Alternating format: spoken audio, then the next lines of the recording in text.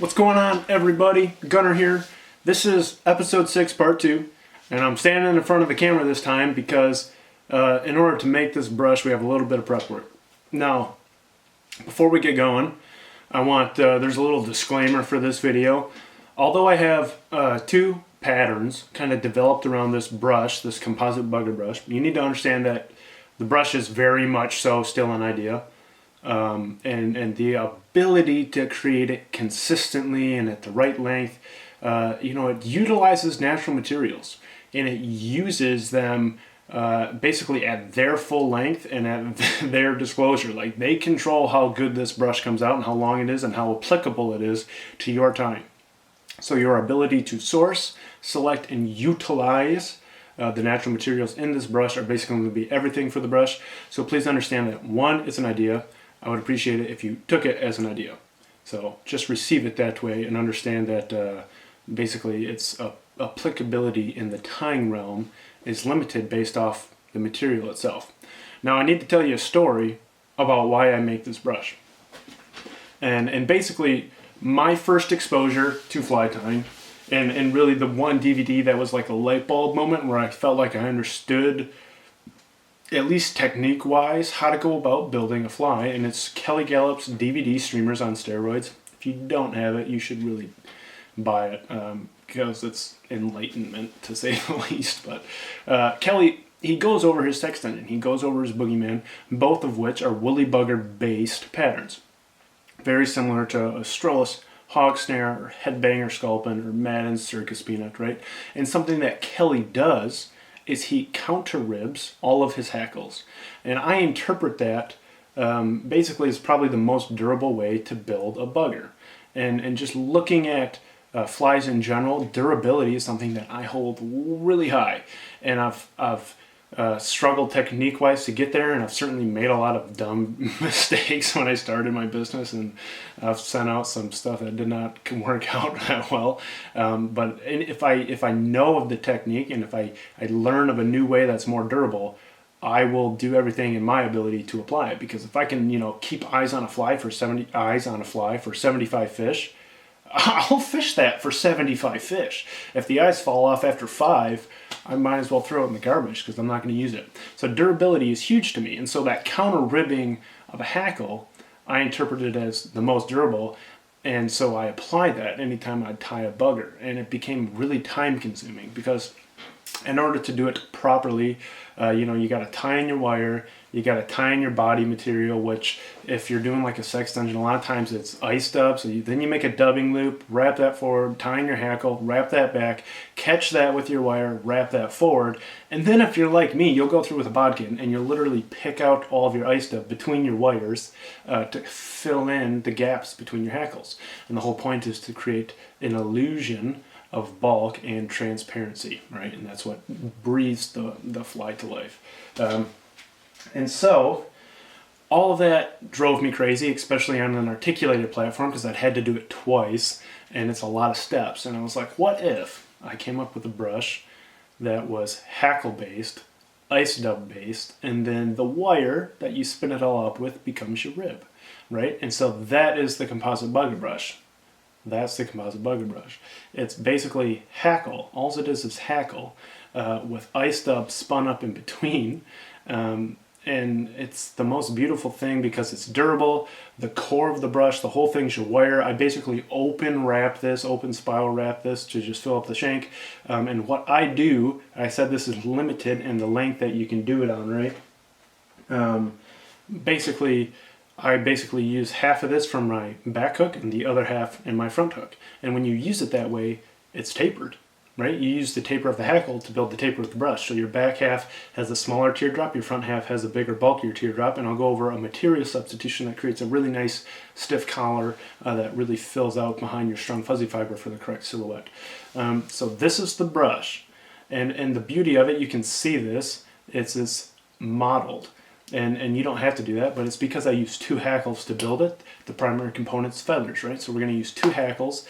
You can offset them and you can try to make them longer, and I'll show you how to fuse these together because we're going to have to build it.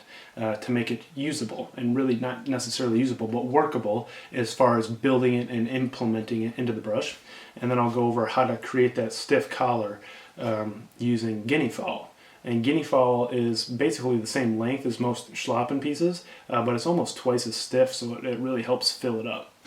So that's the brush, and what I'm going to do is we're going to select 2 feathers and then some Guinea fowl, and I'll show you how to build a hackle, and we're going to fuse it together with Deer Creek Diamond Fine Flex.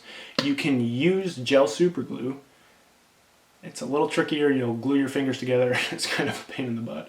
The resin is really nice, and what this will do, it'll physically create a little stiff joint in your feather. The joints will typically break when you spin it up, just be aware of that. But the joint is in the middle of this brush, and so the whole hackle's stuck anyway. You just have this weird little stiff joint. It makes no difference to the fly, but just be aware of it. And so yeah, that's how we're going to build that. And then the laser diode pen is super slick, right? I showed you this in a different video. You can see it on the wall back there. But it'll blow right through both feathers and cure that stuff solid. So that's what I use. So we'll jump into this. We'll build a hackle, and then we'll throw it on the table and we'll build the brush. And for reference, this is what I use to build all the flies in episode 4, part 4. You will want to bookmark this video if you plan on following along to watch the Death Grip series, the mini Death Grip and the Death Grip, which both utilize this brush. So check it out and let's get to work. Awesome, you guys. So again, the biggest durability factor, or not durability, but kind of your ability to really create a usable product for this is good hackle and being able to select everything you need. So we're going to build, for the most part, a white and yellow brush with red gills. The Guinea fowl is prime for this. Really nice stiff collaring material. Anyway, so the feathers, right? The feathers are Schlappen. Well, they're kind of Schlappen. They're also saddle hackle. And what I mean is, I typically can find the best feathers for this in a strung 5 to 7 inch. It'll be like Chinese strung saddle hackle. That'll be the package description. But I don't use like the ultra thin, whimsical, whatever saddle hackles, but I'll use the nice webby thick portion, which is maybe, I'll be honest with you, probably 20% of the package will be kind of Schlappen. If you get the 5 to 7 inch Schlappen packs, they're typically really low quality. They're great for collars, they're great for buggers, but they're not great for building the brush. So be aware of that. If you can find like a Schlappen patch or something like that, definitely check it out. But basically what I do, because your brush's ability, the wire's ability to trap down your stem is related to how thick the stem is, I will use up until I get into the marabou section. So this is like, I'd say this is a marabou style barbule or something like that. I don't know. Individual fiber that's coming off your stem. And so that's where I'll kind of cut this. As soon as you go up from that, the stem gets too thick and it won't spin up well at all in your brush, and it'll kink out and kind of create a mess for you. But that's what I'm going to do. Now I'm going to offset these slightly. And basically I'm going to offset my white from my yellow, and this is going to increase the length of the brush slightly to help build a little bit of tail section in here, and then that's going to leave room at the head to implant my guinea fowl hackle. So I'm going to come in, find the mark on this, and cut that out. It's going to be my tail. And what you want to do is you want to make these nice and webby so that the fibers kind of stick straight out 90 degrees from your shaft. Kind of helps just usability wise. And then I'm going to cut the tip of my yellow so that it's not in my brush somehow. I'm going to do this so that you can hopefully see what I'm doing and talking about. And so this is offset. You can see just how far the yellow overhangs the white. And where my tip of my yellow stem ends on my white feather, I'm going to come in with Deer Creek UV Diamond Fine Flex. Put the smallest dab you can basically get away with, and then cure that sucker. And this beam is powerful enough to shoot straight through the feather and cure that thing all the way around, and you're good to go. So the two are attached, right? Now I'm going to attach them up here at the top, and I want to make sure that they're tight. There's no slack in between the two. Just pull on them gently. You don't, I mean, you can pull them out of that little fusion joint we just made here, which I don't want to do. And then I'm going to reconnect them at the top. So they're fused top and bottom, right? And we're building a hackle, and we're implanting two hackles on top of each other, which allows you to do cool color combos. And it also builds increased stiffness, you know, richness, complexity into the fly. It adds bulk. So it's kind of all good things, and I think it's way cooler, you know, than just palmering a single hackle, but being able to really express yourself and kind of match either specific forage or just create realism through kind of diversity and complexity. So I'm going to come in here. This fiber is just a hair shorter than I'd like, but it's still stiffer fibers, and it'll help build a good bulky collar. I'm going to fuse that to my lower end here, same way I did before. And again, you know, if you don't want to check out the Strung Guinea, or if you can't find it or whatever, you can just use another 2-inch piece of Schlappen to kind of extend and build this hackle. If you wanted to get, you know, like black up at the top, or modeling, or a barred soft hackle, you can basically implant any style of hackle into this. But that Guinea typically tends to be really nice and kind of bulky in terms of the stiffness of the individual fibers. And then I'm just going to come, even up my tip, and fuse the two tips together.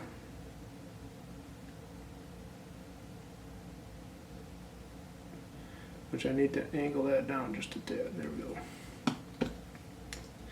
Now, I might have mentioned this, I can't really remember, but this resin joints, the resin joints create a little stiff pocket, obviously of resin, and it'll break inside the brush, right? But the stem on either side of that break is secured, so it really doesn't matter.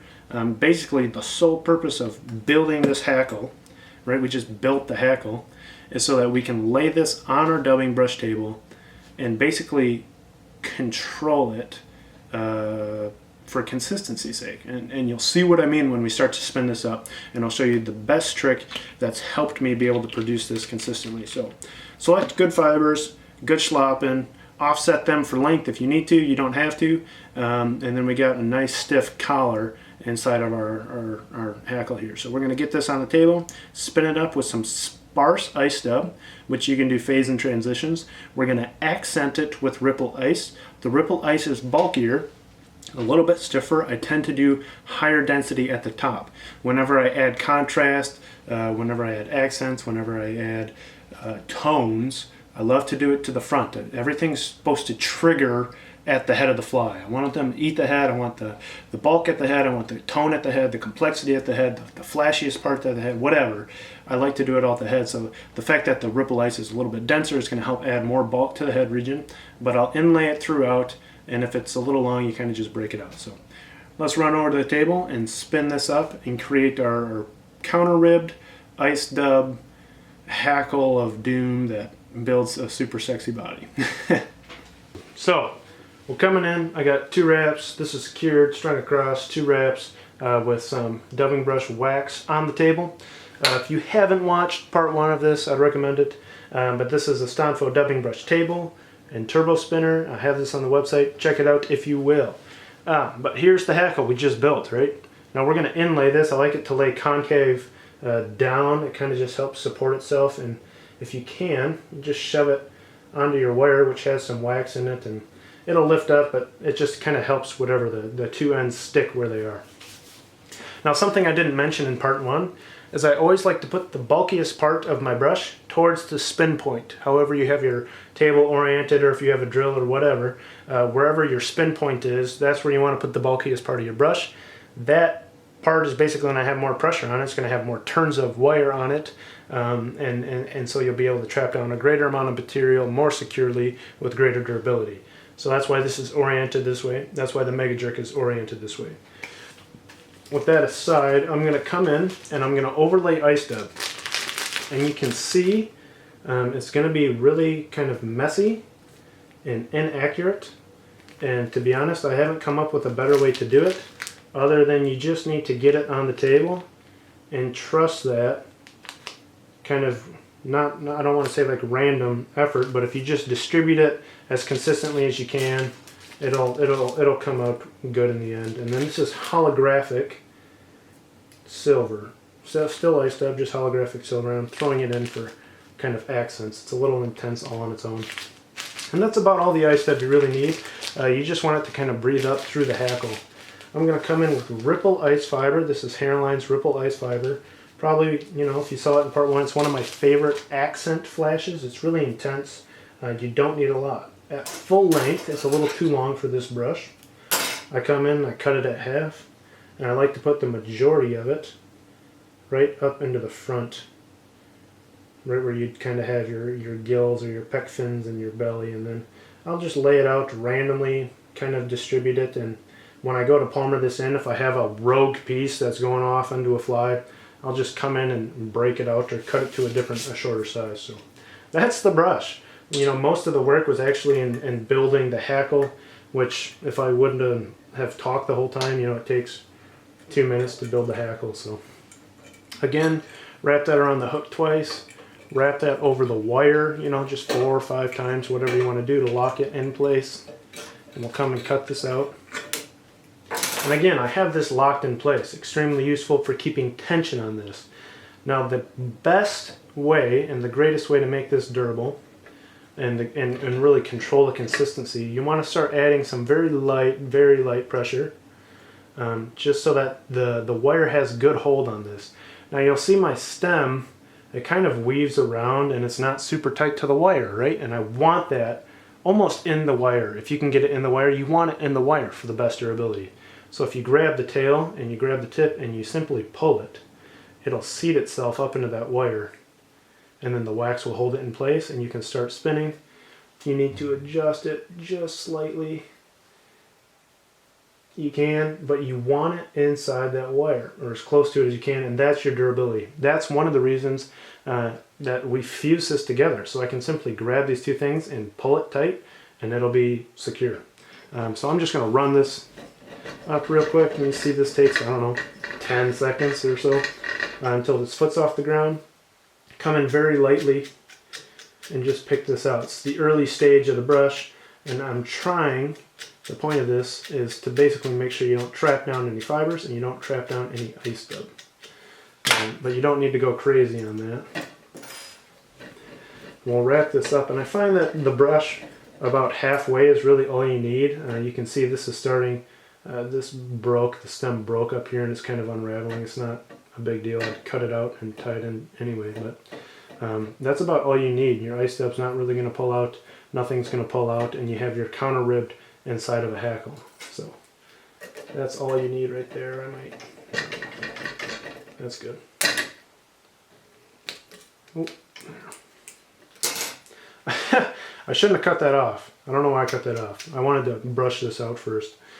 So ideally, you'd brush this out before you cut it off. You'd think about it before you did it.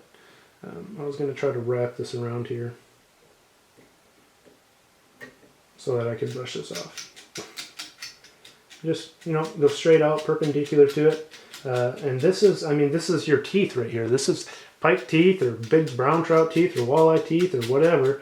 And you can see none of this is really going anywhere. None of it's going to break out. None of it's going to, you don't, I mean, this is, it's all durability minded, right? We have a hackle stem wrapped in between wire.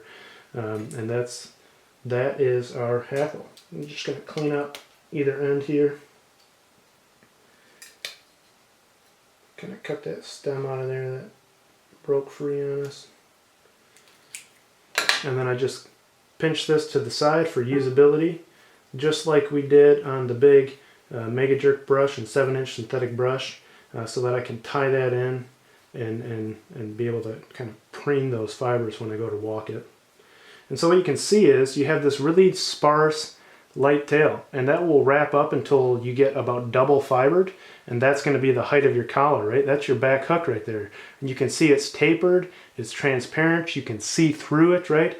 It's a really beautiful hackle, and I just open spiral wrap it. It's about trying to make it, you really just want to fill up your hook with it.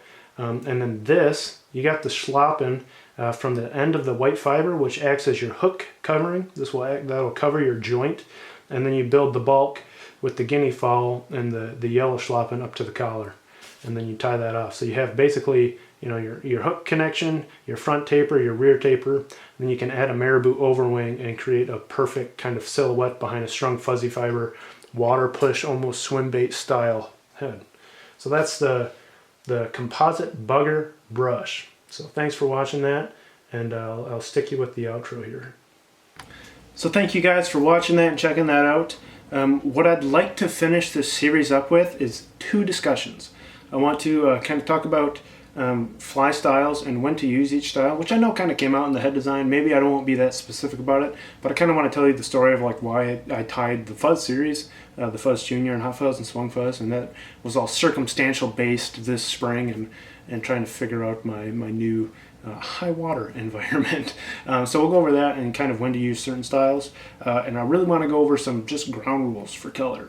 And either how to develop some of your own color combos, but also just complexity and realism, and for the most part, just rules of thumb, like when to use certain colors, certain times of year, certain water conditions, blah, blah, blah.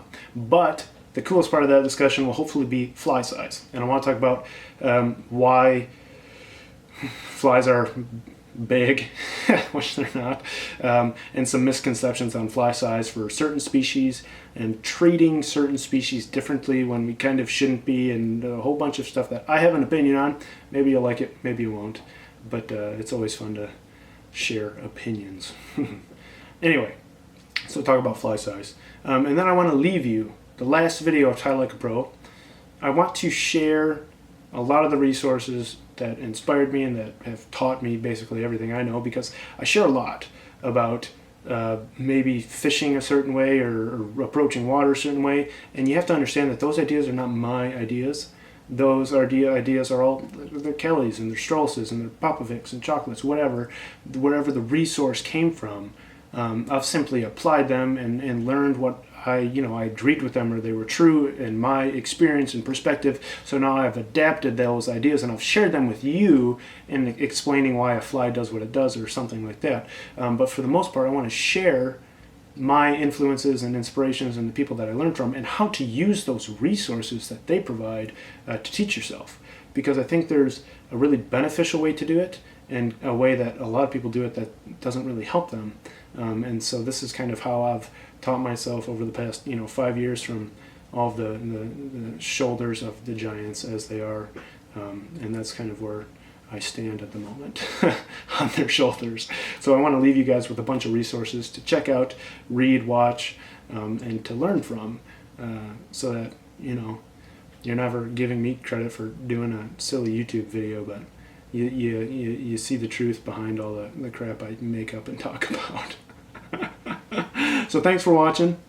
And I'll see you guys in episode 7, which I'll have to come up with a title for, but it's basically going to be fly size, fly color, and stylistic choice. See you then.